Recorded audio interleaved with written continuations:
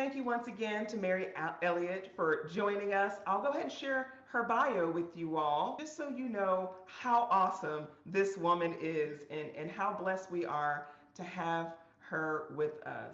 Mary Elliott is a curator of American slavery at the Smithsonian National Museum of African American History and Culture. She co-curated the museum's Slavery and Freedom inaugural exhibition, and she is a team member of the museum's Slave Rex projects. Mary also curated and wrote the special broadsheet section of the award-winning New York Times featured publication entitled The 1619 Project. Ms. Elliott is a graduate of Howard University and the Catholic University of America's Columbus School of Law. Prior to her work at the Smithsonian, she helped produce local history exhibits and public programs in the Washington, D.C. area, as she worked with various organizations, including the Humanities Council of Washington, D.C., National Visionary Leadership Project, Association for the Study of African American Life and History, and the Reginald Museum of Maryland African American History. She is an elected council member for the American Historical Association. Ms. Elliott publishes and lectures on topics including slavery and freedom, Reconstruction, community engagement, material culture, and public history.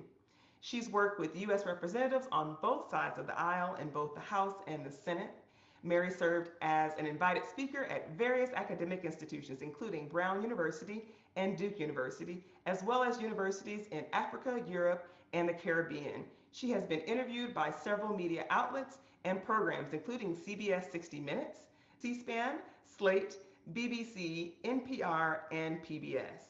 She also had the pleasure of serving as one of several advisors for the Golden Globe winning Disney Pixar film entitled Soul. Ms. Elliott has over 20 years of experience in researching and presenting African American history and culture.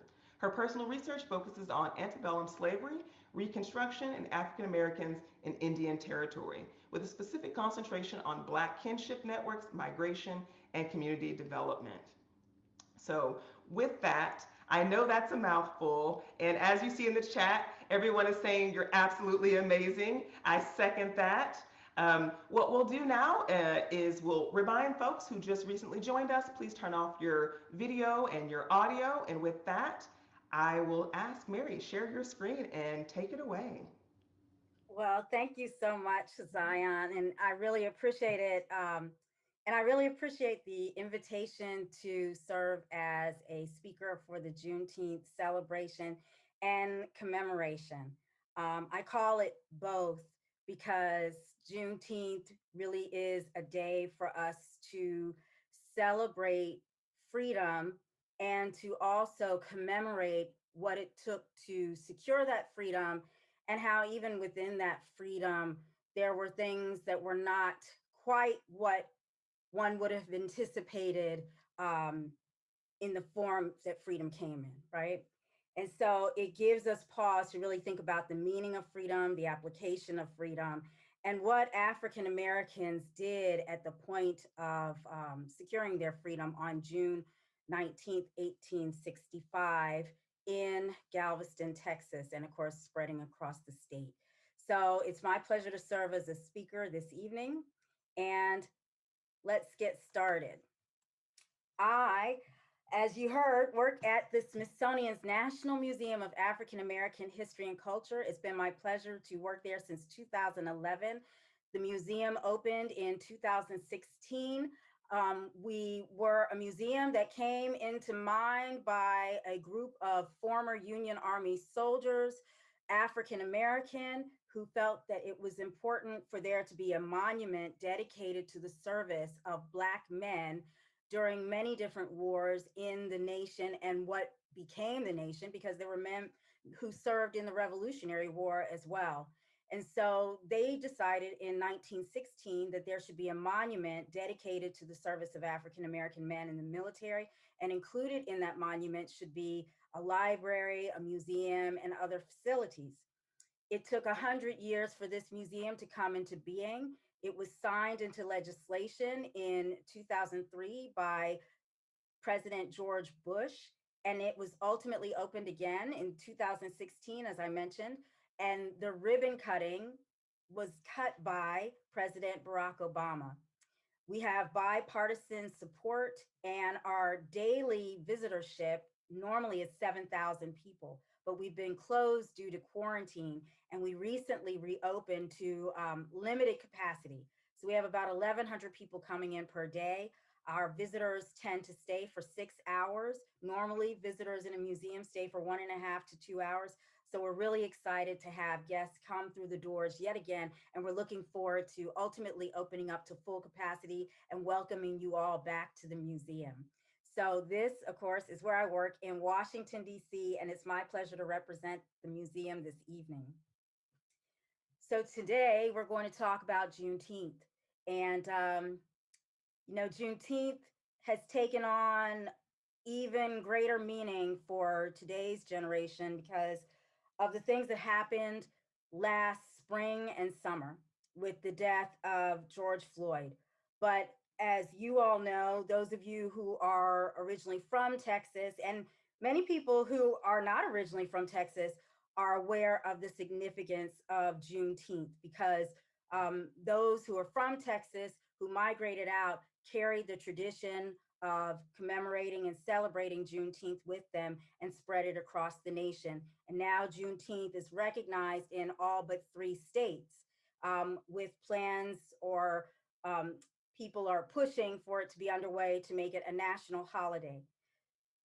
So you can't talk about freedom without talking about what was the point of freedom. There was slavery.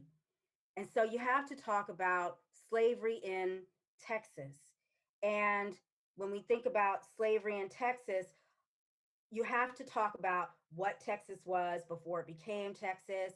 And we think about Mexico and the residents in Mexico, and also the idea that Mexico abolished slavery in 1829, and that slave owners and slavers who were pushing their way westward, pushing their way through to Texas, and were pushing to make Texas a state of slavery. So we have to talk about the Black population. In 1836, African Americans in Texas actually were about 5,000. By 1860, it was 182,500. They made up 30% of the population. Texas was not only known for slavery and the codification of cotton and the sale of cotton using forced labor, but also the sale of people. And Galveston and Houston were seen as one of those important sites of slave auctions. So it's very important to note that it was the codification of both the commodity, or excuse me, the commodification of both cotton and people. And I mentioned Mexico because we often hear the story of slavery and we think about people fleeing to the north, going to the free states, Pennsylvania, Ohio, going to Canada. But most recently, we hear more and more about the story of people fleeing to Mexico. And again, those connections of Mexico to Texas. And it reminds you of the colonial period when there was this notion that if you went to Spanish Florida, enslaved people were enticed to come down to Spanish Florida and to serve as the front line to protect Spanish Florida from British invasion. The incentive was if you make your way to Spanish Florida, you gain your freedom. We'll hear this understanding of in Mexico, slavery had been abolished by 1829, and people had this awareness that if you made your way down south, you could secure your freedom. What you see here is an image of a young woman named Elisa Greenwell. She was a freedom seeker. While she did not make her way down to Mexico, I thought it was important to share her image. This image of Elisa Greenwell is in the collection at the museum. And it's important when we talk about all of these different stories that we always humanize it. So I wanted to share an image of a woman who was a freedom seeker. She looks so delicate in this image. and she has that gold piece of jewelry on with that beautiful shawl. But you know, you really have to think about people who took their lives into their own hands and bet on freedom and made their way to freedom, fighting against a nation bound up in slavery. And so really she is, like one might say, when you think about Harriet Tubman, an iron fist in a velvet glove, who was insistent on securing her freedom regardless of the risk it took. And so here also you'll see this ad in search of a man who did make his way to Mexico from Texas. As it says, $25 reward, ran away on the 19th of April from W.T. Stevens's plantation, 7 miles below Wharton. A mulatto boy named Tom, about 28 years old, 5 feet 8 inches high, heavy build with deep set eyes and heavy eyebrows, was raised in Milam County, Texas by Joseph Harlan, and he is supposed to be there or on his way to Mexico. So what's Juneteenth? Juneteenth is the combination of the name June and 19, the 19th day of 1865. And the significance of that date is that you have General Gordon Granger entering into Galveston, Texas, and announcing that enslaved African Americans had gained their freedom. In fact, we know that they gained their freedom on January 1st, 1863, 2.5 years earlier.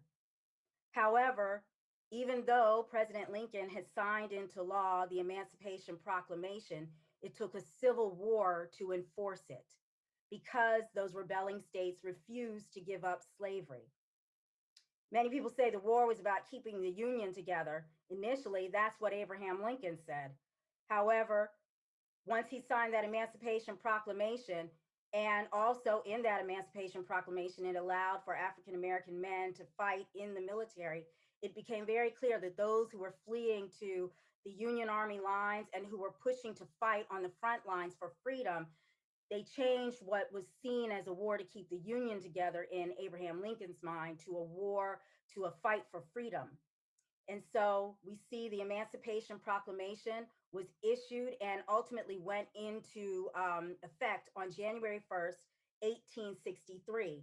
Well, Texas being the farthest west state, it wasn't until 2 months after the end of the Civil War, or what seemed to be the end of the Civil War, that news finally made its way to, or actually freedom finally came to Texas. While there was an awareness that the war was going on and there was still fighting in Texas, but it took that long for the Union Army to come in, take over, and to announce that in fact, African Americans who had been enslaved were now free. Now, here's what's important to note. The words in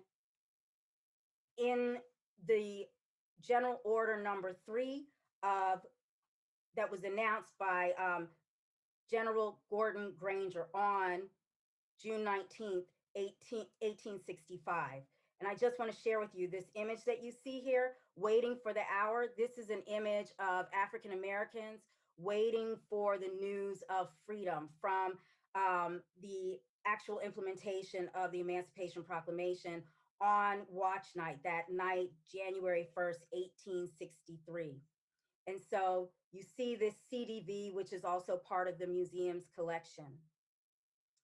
And again, here we also have images from the museum's collection. This is an image of a member of the US colored troops to show the men who fought for freedom during the period. And this is a belt buckle from the Union Army that actually camped out at Point of Pines Plantation in South Carolina. We actually acquired that belt buckle from the descendants of the enslaving family. They said, whatever you need, please let us know. We want to help make sure that this story is told. So these two objects really help to think about that Emancipation Proclamation actually enabling African American men to fight in the war and turn it into a fight for freedom. And then the one other thing I want to share with you is in the Emancipation Proclamation, when I mentioned that Abraham Lincoln was not necessarily focused on ending slavery as much as keeping the Union together, he also reflected on having free African Americans move outside of the country. So he was thinking of colonization, moving people to places like Haiti. People had already been moved to Liberia and to Sierra Leone. And that was done through the American Colonization Society. But there were counter Black voices who pushed against that. Here we have a quote from a man in 1832 where he talks about, let us all unite and declare that we will not leave our own country. This is our country. Our forefathers have planted trees in America for us, and we intend to stay and eat the fruit. I wanted to make sure that I pointed these things out to you because we think about the Emancipation Proclamation and we think freedom as the call of the day in this very important moment and this very important document. But that document has nuances and it's complex. And part of those nuances include the fact that, again, Abraham Lincoln was thinking along the lines of freedom needed to be manifested elsewhere. And it was Frederick Douglass who had to push for Abraham Lincoln to finally allow African-American men to fight in the war. All of that is captured in that Emancipation Proclamation. So then we get to General Granger's order number 3. General Gordon Granger, who enters into Galveston, Texas with the Union Army, including among the Union Army members of the US colored troops. And he makes this announcement and the colored troops go about and inform everyone that they are now free. Well, you can imagine the reactions of the different folks. There had to have been some sense of confusion. There was clearly some sense of joy. There was clearly some sense of what happens next. And there was clearly some sense of resentment and anger by those who had enslaved African Americans. But I want to point out to you the language in General Granger's order number 3, which he wrote, which he was authorized to write. It is an official document. The document you see to the right is the original document that he wrote, which is actually part of the National Archives collection. But here's what I want to point out to you. The language states, the people of Texas are informed that in accordance with the proclamation from the Executive of the United States, the Emancipation Proclamation from President Lincoln, all slaves are free. That's where many people stop. All slaves are free on June 19th, 1865. But then you keep reading. This involves an absolute equality of personal rights and rights of property between former masters and slaves.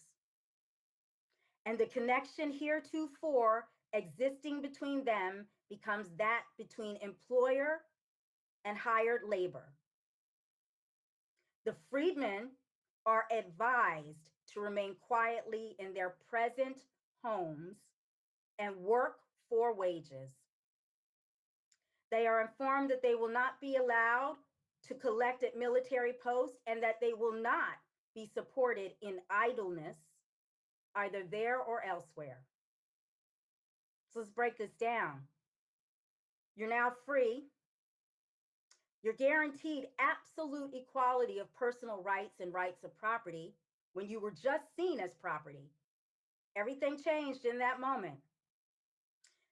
But the relationship between your former enslaver and you is now one of employer and hired labor.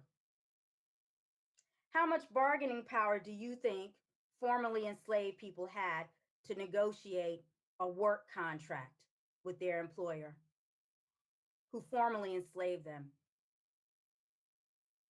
And then they're advised to remain quietly in their present homes. That would be slave cabins. And to work for wages.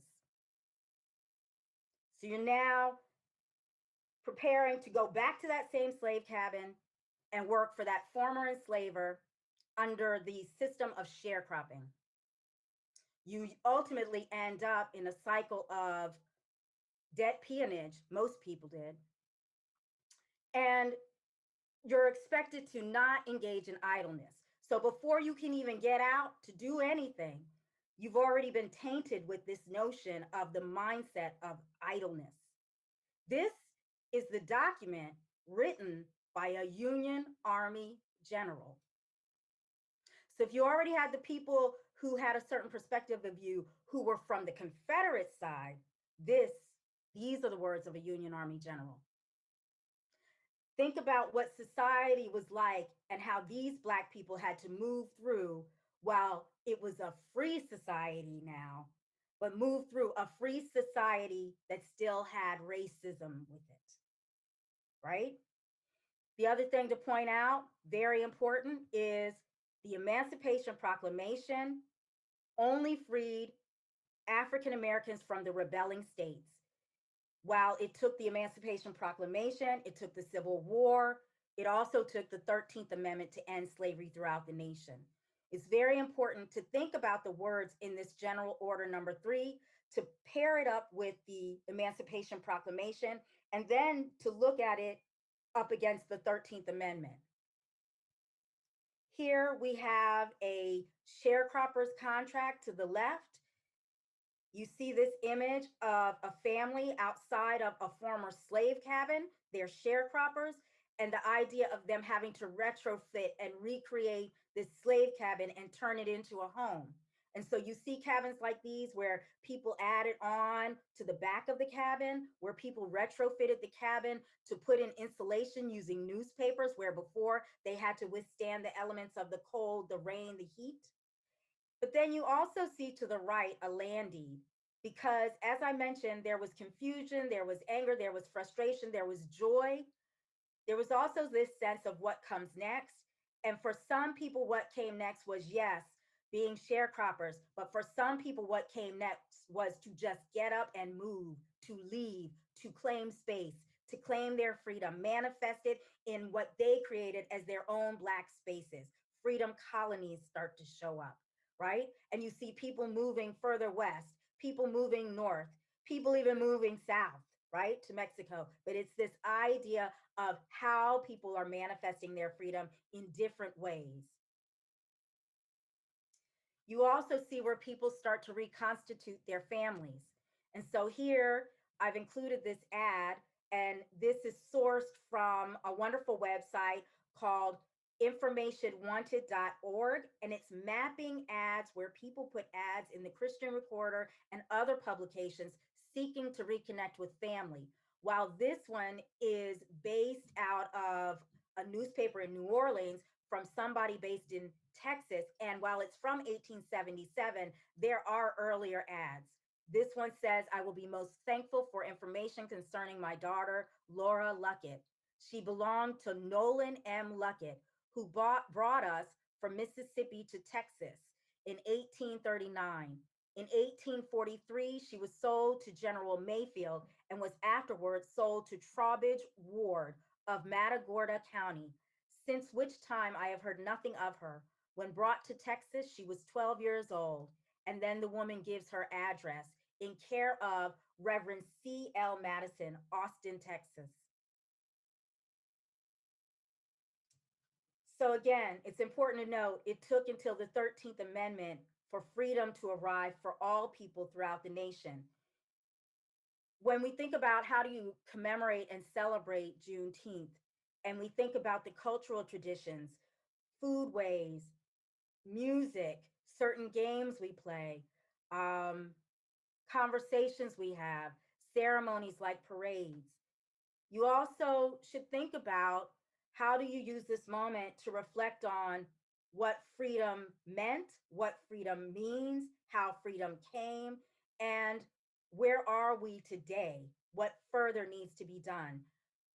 In order to do that, as I mentioned, you really need to pause and think about the laws and think about how the laws start to define who we are as individuals, who we are in the nation. And so here you see where African Americans who push for that fight for freedom continue to push even after freedom came. And you see the 13th Amendment, which Abraham Lincoln finally ultimately was able to it was able to be passed in December 1865, even after his death. But the 13th Amendment that comes at the end of the year, that same year, and then you see, and that ends slavery with the exception of if you commit a crime. And then you see the right to citizenship, due process, and equal rights, right? And so equal protection. And so you see this in the 14th Amendment, and you think about where we are today and this notion of citizenship and the notion of due process. Two things that are current day important conversations. But then we come to this, another important conversation: citizens and their civic activism and the 15th Amendment. The 15th Amendment gave Black men the right to vote and hold office. Those three amendments combined are extremely important, written for this moment in Black freedom, but the implementation of which impacts all of the nation. This came about with the efforts of African Americans, and that moment on June 19th, 1865, is significant in the timeline of bringing a nation out of the bondage of slavery. And at the heart of that date, June 19th, 1865, is Texas. And at the heart of that moment in Texas are African Americans. And what African Americans did with that moment is extremely important. And so to think about all the things that were achieved after that. And again, remember, I mentioned those freedom colonies, looking for families, reconstituting communities, and ultimately creating Black spaces, spaces of freedom. This image here is Mr. Mondi. He is the first African American to cast a vote in the United States after the passage of the 15th Amendment. His image is part of the collection at the museum, and we're very honored to be able to tell his story. And then, of course, I know many of you all are familiar with Jack Yates, Reverend Jack Yates. And so Reverend Yates, who was able to secure land and to create a Black space for gathering, a Black space to reflect on this moment, a Black space that we think of as Freedom Town, as Third Ward, Houston, Texas, a Black space where people could manifest their freedom and engage as a community and think about a future that they define. So it's not just a moment of celebration, but it's also a coming together of community leaders, of families, of a network of people. And that network is connected to even greater network because, as I mentioned, these groups of people who are celebrating and commemorating Juneteenth go out into the landscape across the nation and carry that mindset, that Juneteenth mindset of what freedom means, how it should be defined, and how we should never forget it. This is an image of Reverend Yates and of the church group that gathered for Juneteenth celebration. This is an image of Miriam and Pinky Yates during, I believe it's 1908, at one of the Juneteenth celebrations with their elaborate or ornate carriage in celebration of the moment. And this other image is of a band that performed at one of the Juneteenth events. I believe it's 1906. And you see in the background amongst these men who proudly stand in that moment of freedom, reflecting on it with an American flag behind them. And it makes you stop and think about that statement from colonization. This is our land. Our forefathers built this land, and we have a right to claim it. And furthermore, a right to decide if we're going to stay in our, quote, present homes. And a right to decide whether we're going to work for this former enslaver or pursue our freedom, manifest our freedom elsewhere. So I brought up Mexico previously. And the reason I did that is because people, as I mentioned, fled down south to Mexico, and there was that constant flow, that back and forth between Mexico and Texas. And so it is not surprising that there's a similar Juneteenth celebration down in Mexico. And as you see this quote, alongside the image of a marker that leads to El Nacimiento, a community where there are a group of descendants from what were considered the Black Seminoles down in that space. This quote factors into that idea of creating a Black space.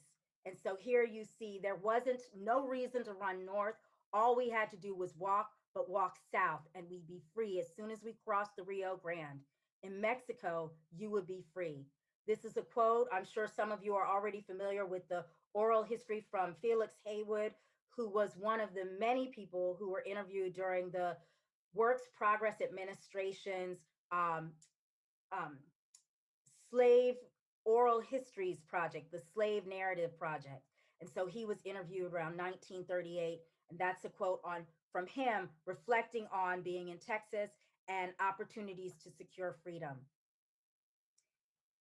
So while I am doing this presentation, I thought to myself, I could just stay focused on Texas, but you've heard me talk about Mexico. You've heard me talk about how people moved, even though there were people who stayed and were in sharecropping situations, but also how people stayed in Texas and created freedom colonies.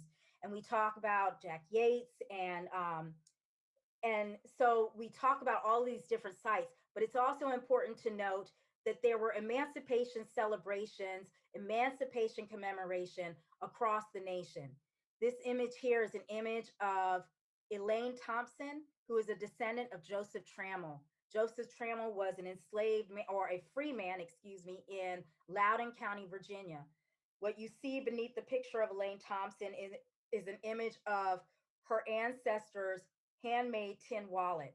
That tin wallet held his freedom papers that he had to carry with him at all times. If he didn't produce those papers, he could be accused of being a freedom seeker, a runaway, enslaved person, and put up on the auction block.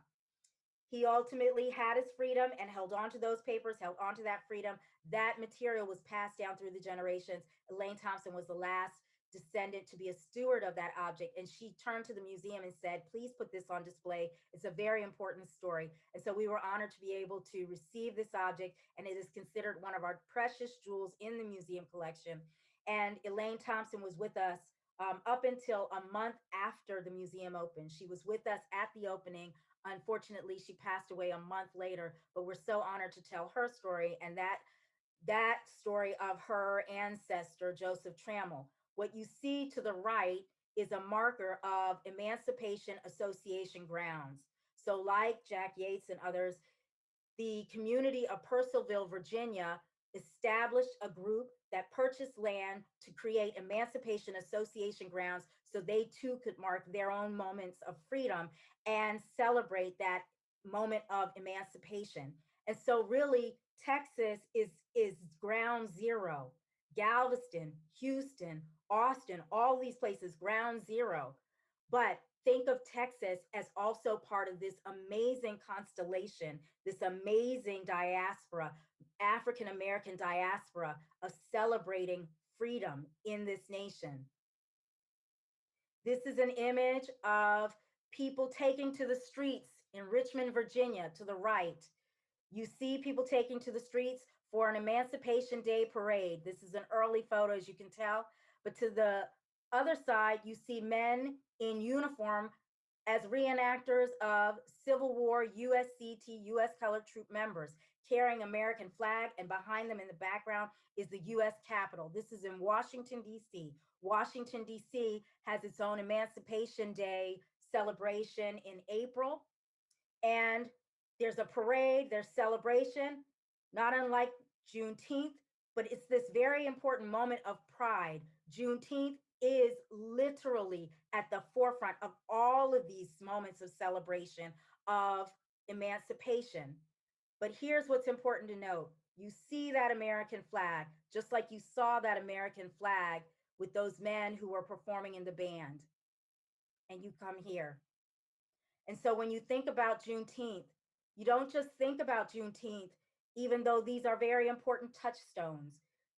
Red punch and the different food that we eat, the music we listen to, the hugs we exchange, the greetings we exchange, the memories of ancestors, the stories we tell. We also think of it in terms of the history of what brought us here, why there even had to be a Juneteenth, slavery.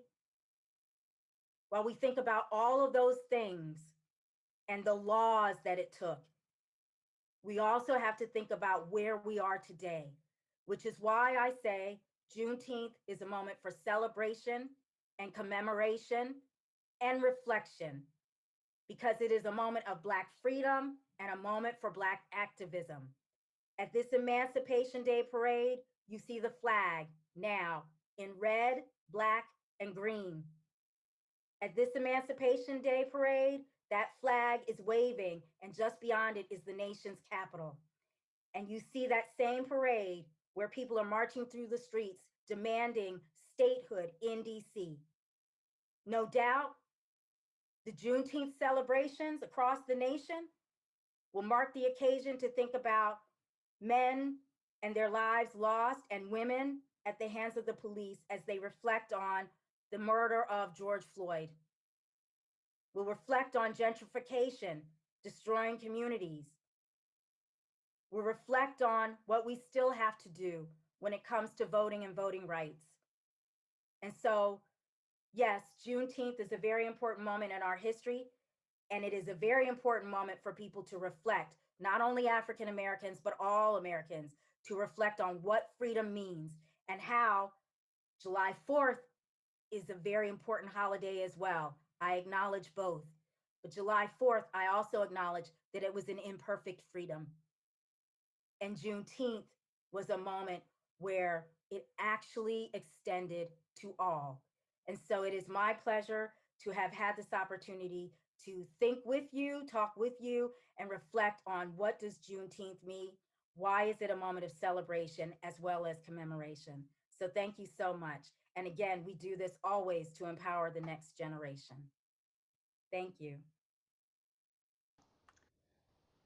Thank you, Mary. That was incredible. And I learned so much that I hadn't seen or heard before. And so I appreciate you giving that very broad perspective. Here in Texas, we don't oftentimes think of the connection between Texas and Mexico, even in the Juneteenth story. So thank you for connecting all of those dots. Just want to share with everyone that we have a few minutes to answer a couple of questions.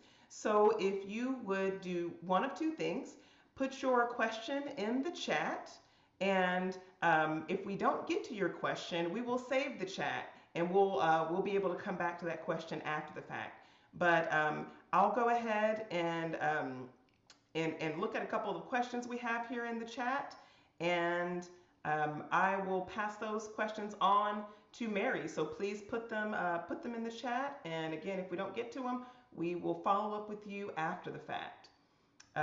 So lots of wonderful comments complimenting your presentation and the stories you've shared.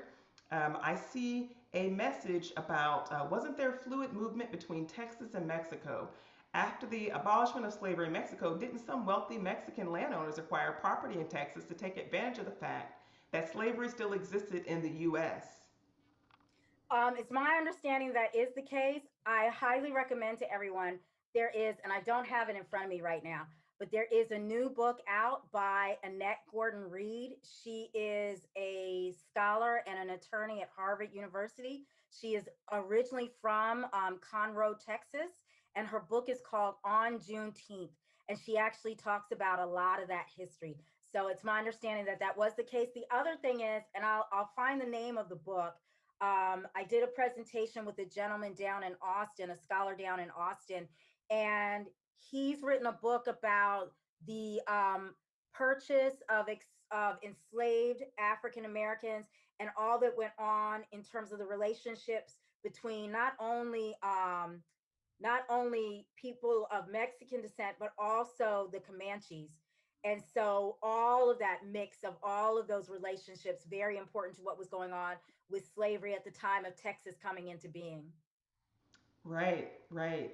Thank you. And thank you for those resources so we can follow up on those items. I have quite a bit of reading to do myself, and I did not know that the author of that book was from Conroe, Texas. So that's close to home here. Yeah. Another question for you. Is there a specific Juneteenth flag?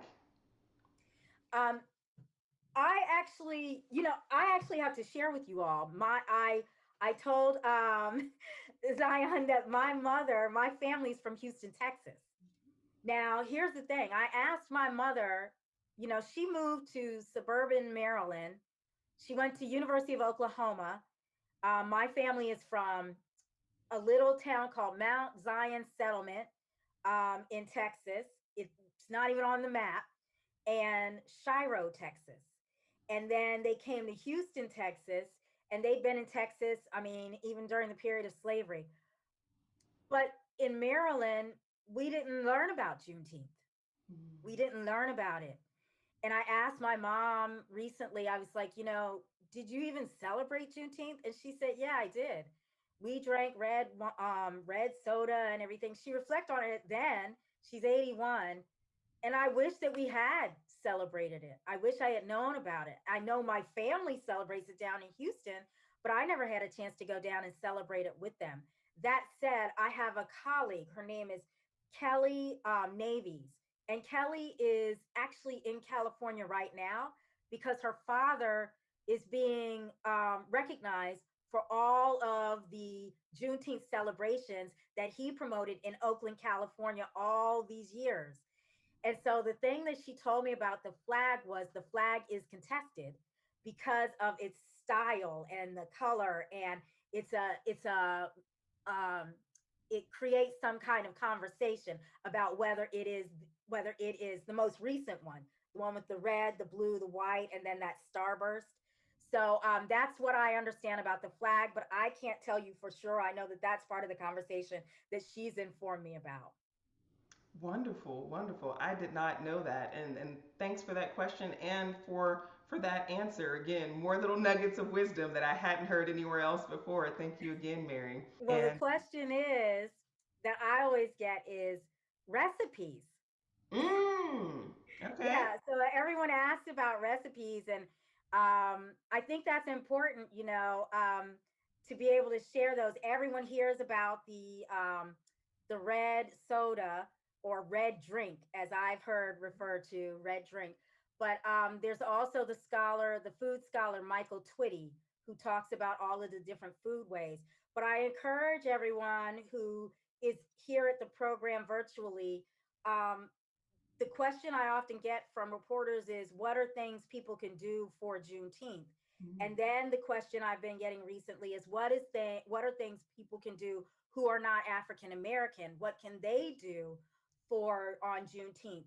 And I would say to everyone is to educate yourself about the meaning of Juneteenth, but also once you learn about that meaning of Juneteenth, as I mentioned in the presentation, to take the moment to reflect on the meaning of freedom, because it is not lost on anyone that the Tulsa Massacre anniversary just came by, and now we're in Juneteenth, and right on the horizon is our July 4th celebration. And I really do, as I mentioned, I recognize both holidays because I consider myself Black, universal Black, as part of the diaspora, right? And I consider myself African American because of the quote that that gentleman said. My ancestors, regardless of them being in bondage, shaped this nation. And so I have every right to stake a claim to it. And Mhm. so they also fought for this nation's independence, even if it wasn't perfect and it didn't free my relatives. But I do know that in the end, we fought to make sure that everyone gained their freedom. And so I use both to give me pause to think about, what does freedom mean? What rights do I have? And how do I enforce them and make sure that the next generation has those same rights and are able to exercise them? Amen. Amen. Absolutely. Thank you. That puts these independence and celebration conversations in context and adjacent to each other, right? The importance of those things next to each other, for sure. One or two more questions from the chat. Just a quick one. What other states, aside from Texas and DC, what other states have formal Emancipation Day celebrations? Well, I know Philadelphia just did their made their Juneteenth holiday official. I think that was in 2019. I believe, um, don't misquote me, but I believe Chicago has an Emancipation Park. I believe that they do somewhere in Illinois. Um, and I can get you a list of the other sites because I know there are several across the country. But I thought it was so important to let you all know that um, these sites of Black freedom, sites that are Black spaces that came about as a result of emancipation and creating these spaces where people can celebrate what freedom means in an unencumbered space, right? So again, like I said, there's Purcellville, Virginia. I feel like there might be a space in Maryland too, but I can let you all know for sure those sites because I can't remember off the top of my head all of them. Awesome, wonderful. And someone just added that it's now a school holiday in New York City. Right, There right, you which go. is really powerful because no matter what, no matter what curriculum is in school, it's it's like me. I grew up in Silver Spring, Maryland, and where I grew up was predominantly Jewish. So we had a lot of Jewish holidays. And in having those days off, I learned about those holidays. Then I went to Catholic University Law School and I had other days off that I'd never heard of. And I learned about those holidays. Well, now, because Juneteenth is a holiday, people will learn about that holiday. They'll have to understand, why am I getting that day off? Even if it's on a superficial level, they'll have to learn about Juneteenth. And that's the awareness, right? Just having that awareness in your consciousness to know that there's something important here that's being commemorated. I should ask some questions and Yeah, take pause, right? For right. sure. One more question I see, and apologies if I maybe misquote here. Does the museum associate the majority black legislatures and the numerous elected black senators and representatives in the South that emerged after the passage of Reconstruction amendments in states like South Carolina with Juneteenth? So I guess, did Juneteenth trigger this series of black folks in the political space after Reconstruction and the amendments? Um, I haven't necessarily highlighted that it's as a result of Juneteenth. We're getting ready to redo the section of the Slavery and Freedom exhibition to dig deeper into Reconstruction and talk about it's so complex, but layer the accomplishments on top of the notion of sharecropping and the violence that came with that period, and going from 13th to 14th to 15th Amendment. If you recall looking at those slides, I made a point to put down the dates because this wasn't something that happened overnight. And it clearly took the 15th Amendment to even allow African American men to vote, let alone hold office. So I think that Juneteenth is on the spectrum of all the things that added up to bring us to that point so that we could have Black people in the legislatures, both locally as well as on the federal level. Because a lot of people, oftentimes, and I don't want to generalize, but oftentimes people don't acknowledge the local level. The local level is extremely important. So I would say it's on that spectrum. That's part of how I interpret it. Wonderful, wonderful. And just a few other comments from the chat. It looks like Juneteenth is now a holiday at Harvard University starting this year. June 18th is the work day that marks it this year. And that in New Jersey, the governor just signed legislation last September that designated the third Friday of June as a state and public holiday. So thank you, everyone. And look at the broad audience who's having this conversation about Juneteenth. Right. It's beautiful. One quick question, and this is not in the chat, this is my question. Would you like to share in our last few minutes we have here the connection between Freedmanstown and Fourth Ward in Houston with what you have there at the National Museum and the stories there? Juneteenth, not necessarily Juneteenth related, but how these stories are being portrayed in DC in your museum, the story of freedom in Freedmanstown specifically. Well, thank you. That's a great question. I think what's really important is we look at the Emancipation Proclamation, the significance of the Emancipation Proclamation, what you saw, and I don't think I expounded on that, but the Emancipation Proclamation that you saw is in our collection. It's one of our jewels in the crown. It's a handheld Emancipation Proclamation. So imagine those Union Army USCT members traveling around the state of Texas, letting people know that they're now free. They carried, Union Army soldiers carried those handheld Emancipation Proclamations to inform people and share that language directly. But also, we look at the mention of don't gather around military sites. So we talk about people who went to the Union Army sites as a result of the Emancipation Proclamation, giving them the understanding that if you can make your way to the Union Army lines, you can gain your freedom. We talk about the African American men who fought in the Civil War. That's part of this. So the Emancipation Proclamation factors in as a big part of it, which is very clearly connected to Juneteenth. But the other thing is to talk about that moment of freedom. how did people recognize that moment of freedom? And so Juneteenth is a very important part of that, because Juneteenth is recognized as it's the last state, right? And it's the furthest west. Even the idea of Black people moving west ties into, or being forced in that movement, but even after freedom comes, moving further west to manifest their freedom. So that's a very important part of our story. We talk about the all Black towns, we talk about freedom colonies. That's a very important part of the story. But then we also talk about sharecropping, and we talk about what it meant to walk around just being free, and even being exposed to violence just being a free Black person, right? Particularly if you're a free Black man in military uniform. We talk about people who were looking to reconnect with families. So we use those Christian recorder ads. So um, it's kind of in conversation with many jurisdictions, but it all ties back to, yes, the events of what happened at June 19th in 1865 in Galveston, Texas. Yeah. Right, right. Well, thank you once again. I really appreciate everything you've shared here. It's interesting because you triggered a couple conversations, a thought that I've had in a couple conversations recently. Folks have been watching the Netflix documentary High on the Hog, right? And I don't know what your thoughts are about It's that document. amazing. I haven't gotten through all of it yet. I had to pause and rewind and Google a couple of times. I hadn't made it through the whole thing yet. Well, Uh, let me say this. Let me say this. The title comes from a book written by Jessica Harris, Dr. Harris, the scholar on foodways and the diasporic foodways, African diaspora foodways.